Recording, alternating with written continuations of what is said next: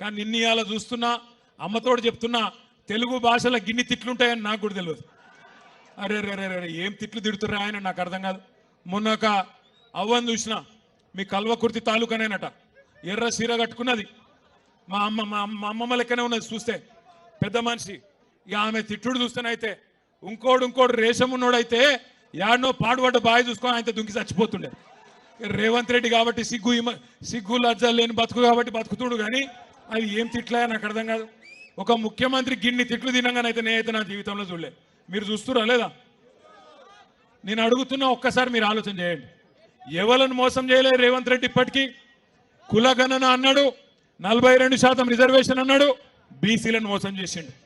రైతులకు రుణమాఫీ అన్నాడు, 10,000 కాదు 15,000 అన్నాడు, వాళ్ళని మోసం చేసిండు.